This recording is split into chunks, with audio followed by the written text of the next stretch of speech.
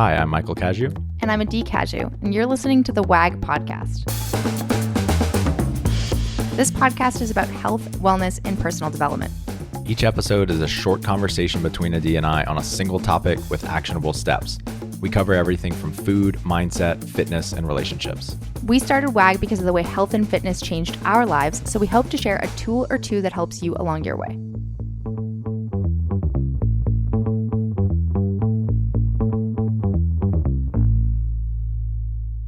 Hello. That's different. Yeah, I like to experiment with the different ways in which I say hey or hello. Welcome back, guys. Thanks for joining us today. We are going to talk about some of the biggest lessons that Adee has learned working with Brooke Wells and some of the biggest insights that together they have had.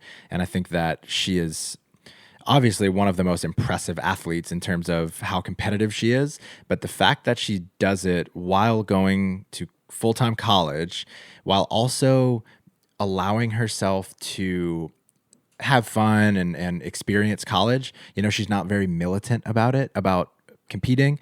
I think it's just something like there's a lot that all of us can learn about how to be disciplined while still having fun. Yeah, I think that she is a really amazing example of being disciplined but flexible at the same time.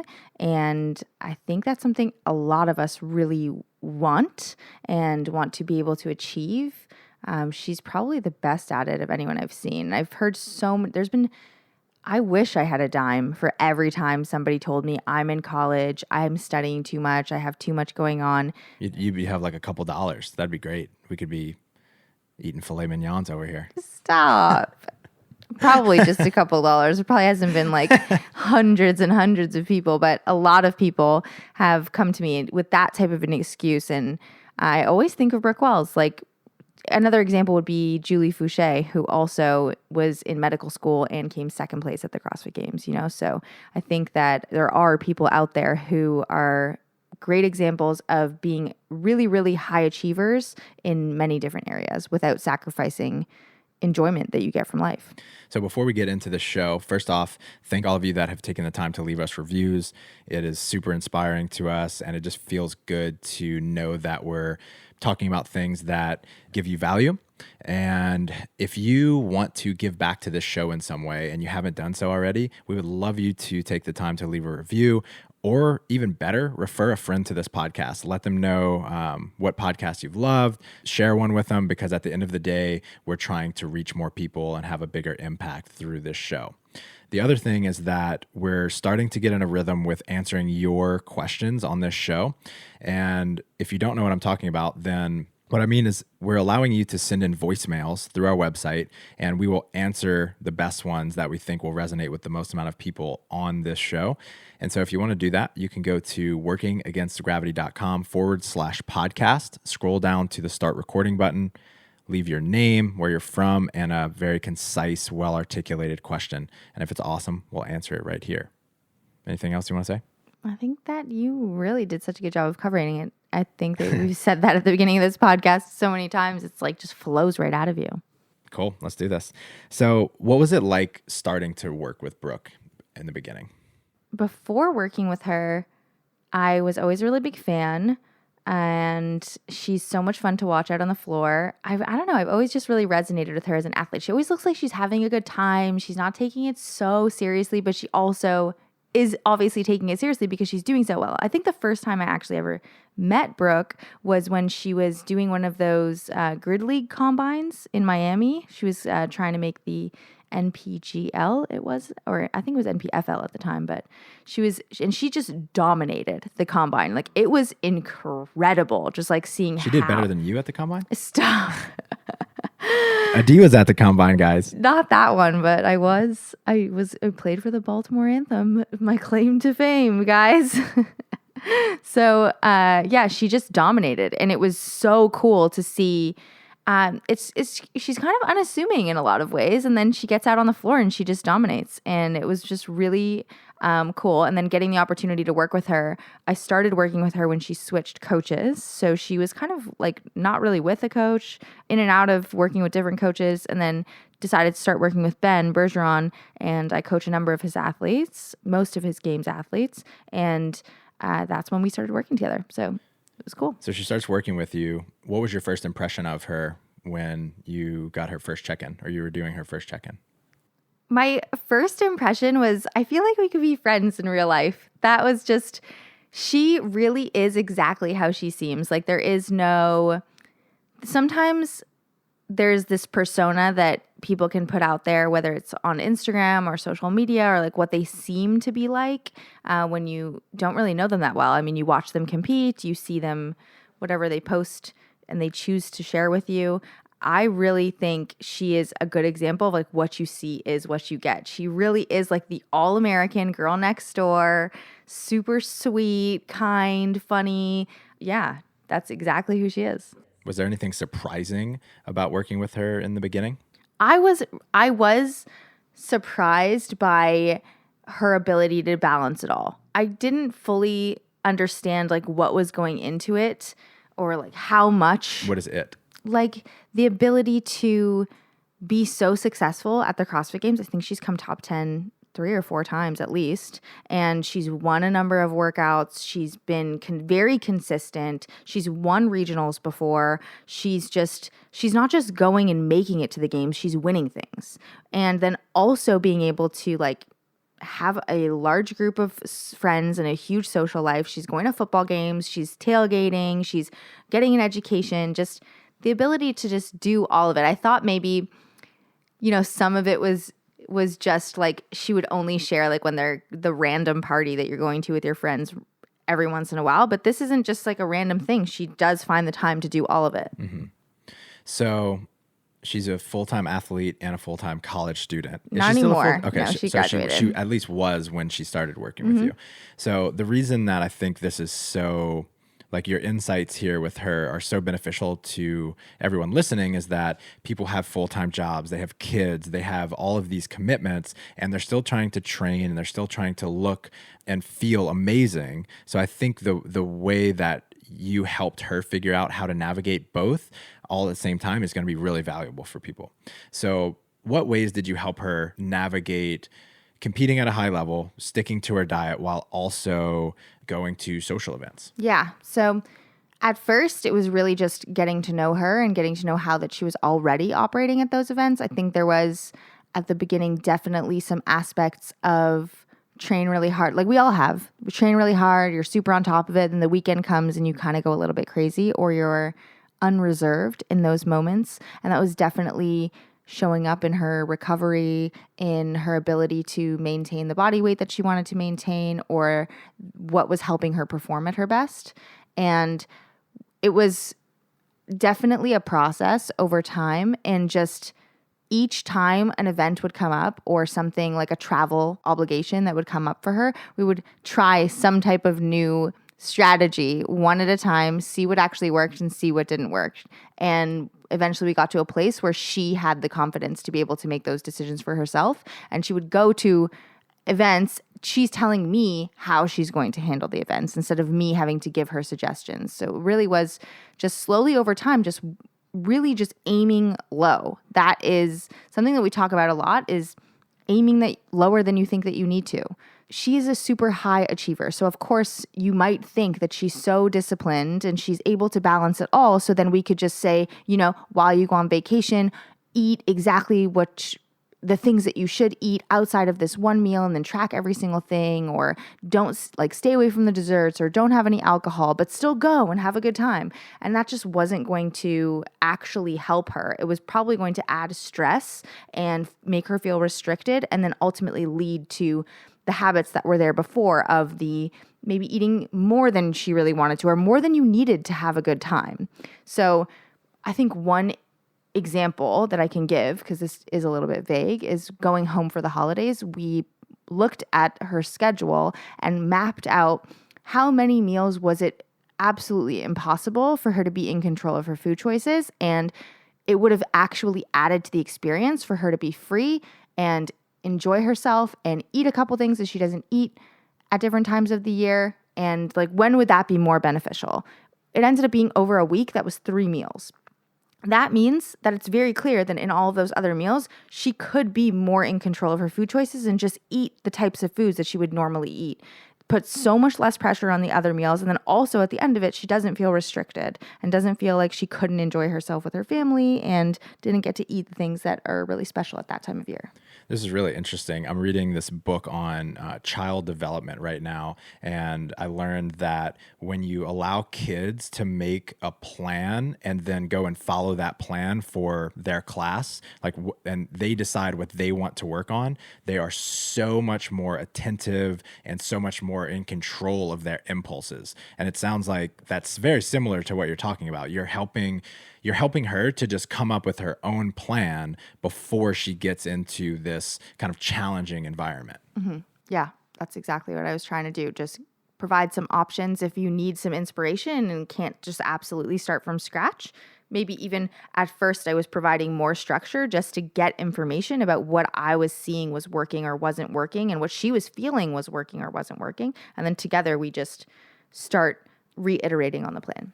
I think what will probably be surprising to most people listening is that most professional athletes, in my experience, definitely outside of CrossFit, when they travel or honestly, a lot of the time, they just aren't as strict with their diet as you might think. They struggle with the same things that all of us struggle with. That's the most common thing across all of the games athletes and any professional athlete that I've worked with, Olympians, Olympic medalists, they are so human, like so absolutely human. It's just really important to note that don't just automatically think that, oh, I couldn't ever get there because they're doing these things that I couldn't do. They're doing a lot of the same things that you could do in your life. It just slowly happens over time and it builds up over time.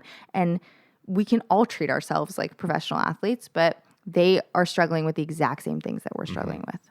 So we've done a whole episode or maybe even two on travel tips, but was there anything in particular that helped Brooke with all of the traveling she was doing for sponsorship obligations outside of what you just shared? I think traveling and sponsorship obligations is a really hard thing, especially for this type of athlete. I don't know. I have no idea what it's like for people in the NFL. I'm sure it's really demanding, but same type of thing. They're in like hotels and everything's out of their control.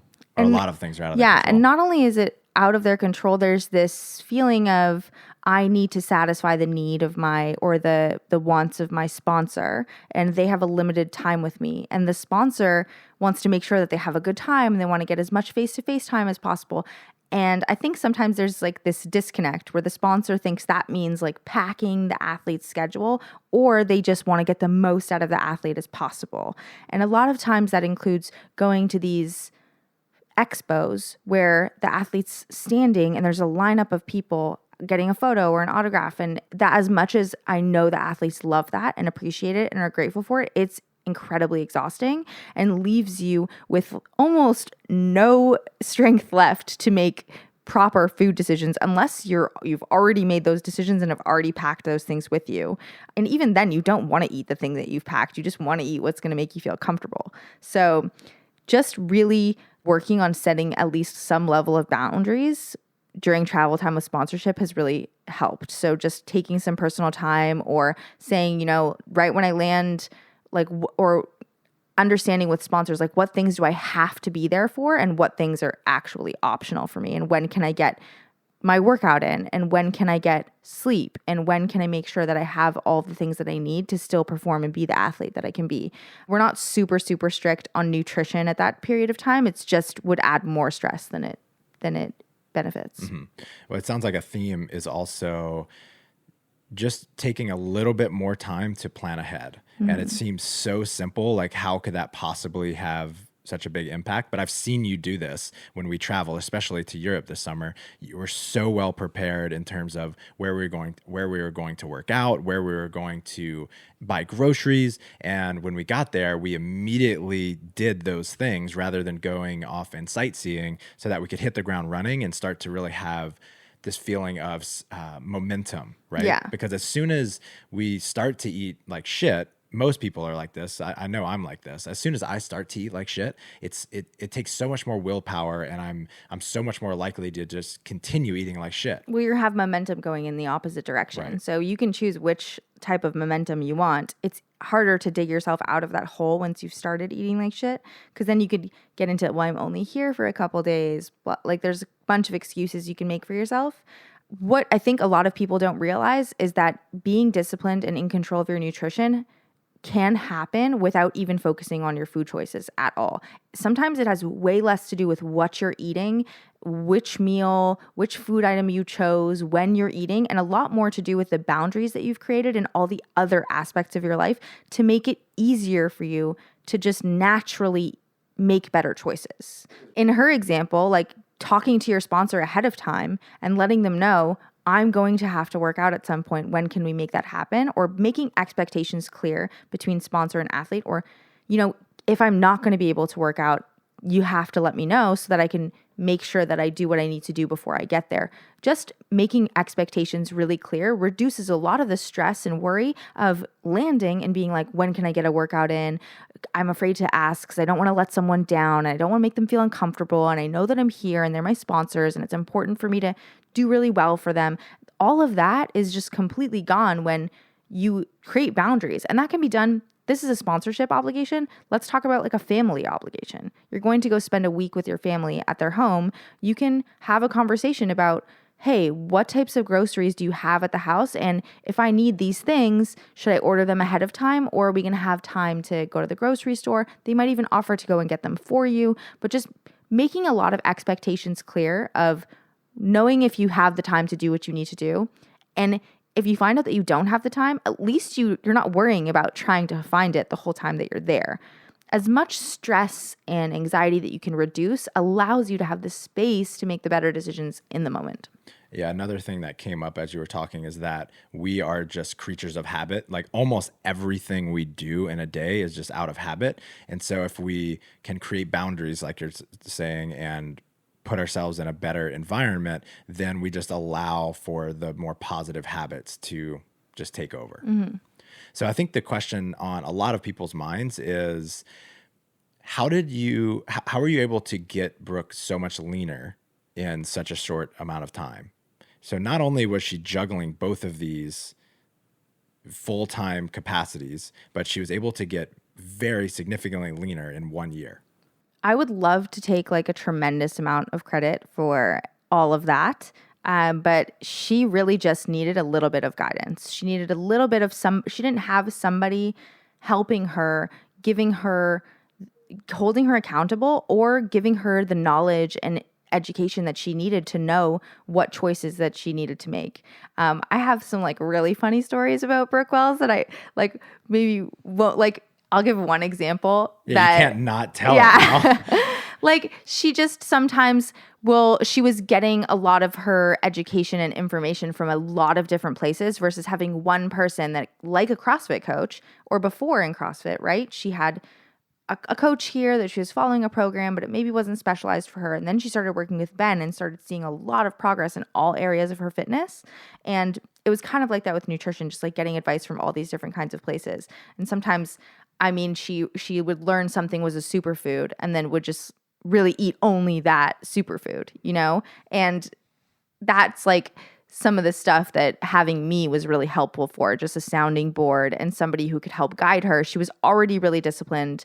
There wasn't a lot with her where there has been a lot with other games athletes of really having to hone them in on being consistent, and they were surprisingly not as consistent as you'd imagine. But with her specifically, she's pretty even-keeled. She doesn't stress too much about things. She stresses like a healthy amount about competition, and has generally probably had a healthy relationship with food from the beginning. So there wasn't like a huge barrier for entry there for me. It was just, everybody really benefits from having a coach, having somebody to be like what are they called in bowling? Like the things in the, no, like the bumpers. Bumper. No, like the things that stop you from going into the bumper. I think it's called a bumper. Oh, the bumper put the in the bumpers gutter. out. Yeah. They go in the gutter. Yeah. So to stop, like I was just like the bumpers in the gutter that stop her from going in the gutter. It's like, oh, back on, just like a little bit of information, a plan, some guidance, just some more structure to her nutrition. And it was really easy. Is there anything, can you tell what is different about her than some of your other athletes in terms of being able to be consistent on your diet? I think that what about her makes her more consistent on her diet really is her attitude. And that is something that takes a long time to teach and a long time that if you don't have that ingrained from you from the beginning, I don't know if maybe it was because she had a twin and she just always had somebody to help her work through her emotions with, or just like always had a confidant, you know what I mean?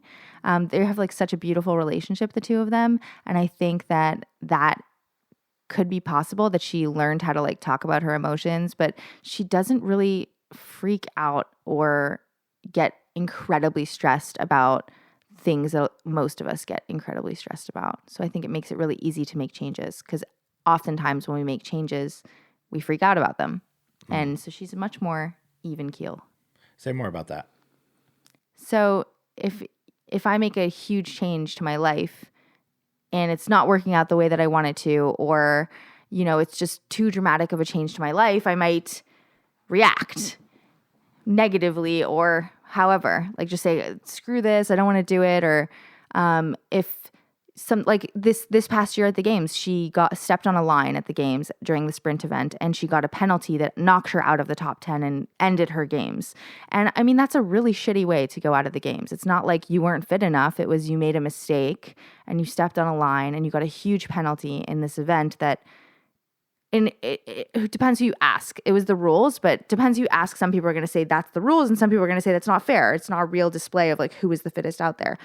She was really bummed about it. But it seems like a healthy amount of time. You know, I think a lot of people could take something like that and be totally disenfranchised with CrossFit and just be like, screw this, or have a lot of resentment. And I think she just took like a really healthy amount of time to dwell on it and be upset and feel that feeling. And then I'm getting back to work because I love this and this is what I love to do, not because I want to stay angry. Mm-hmm.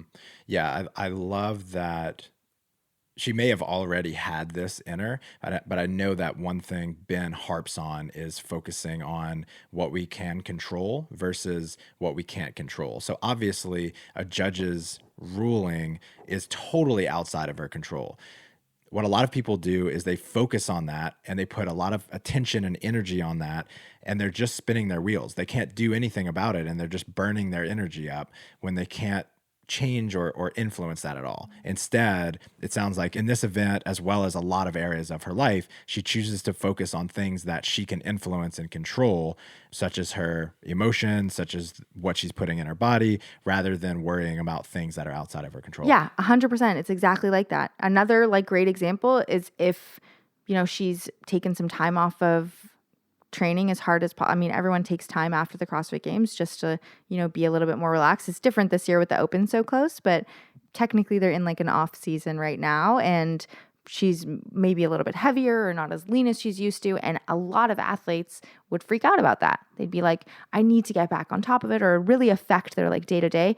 I don't see that same reaction in Brooke. She still has a great time, is so happy-go-lucky, and yeah, I think she just processes things really well.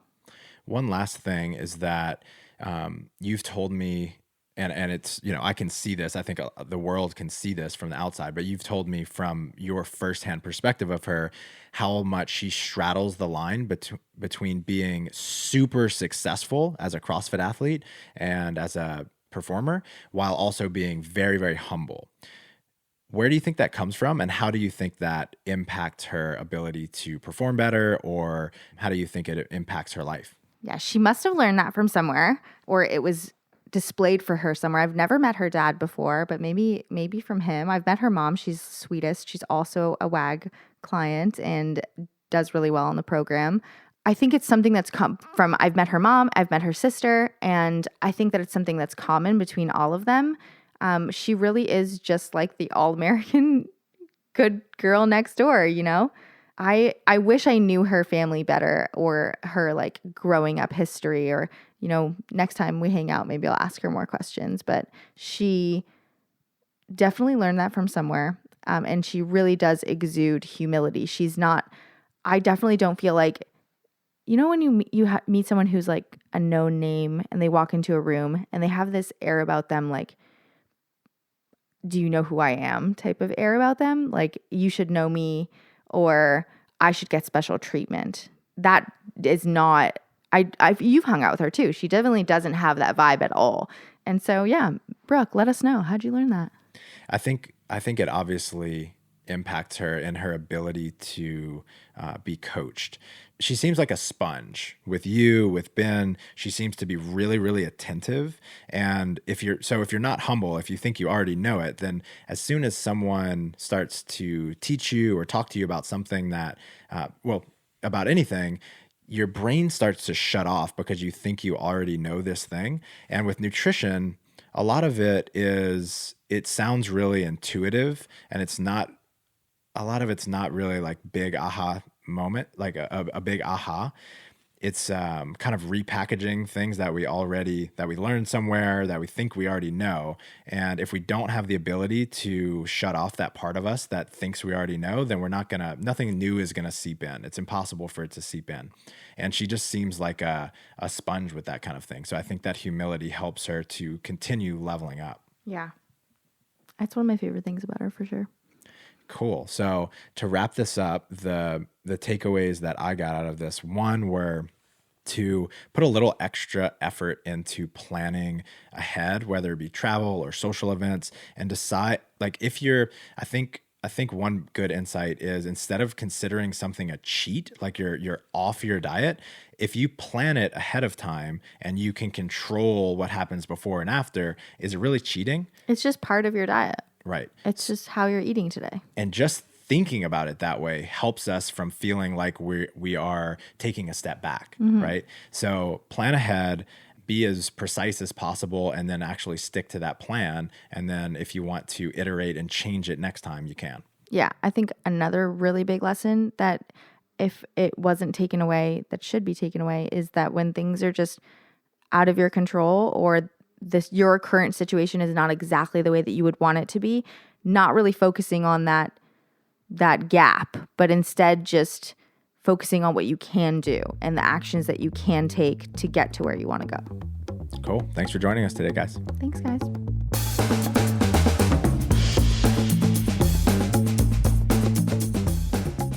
Thanks for joining us. Stay in touch by signing up for our newsletter at workingagainstgravity.com or on Instagram at workingagainstgravity. And don't forget to subscribe to us on iTunes, leave us a 5-star review, and refer a friend. We'll be back next week with another episode. Talk to you then.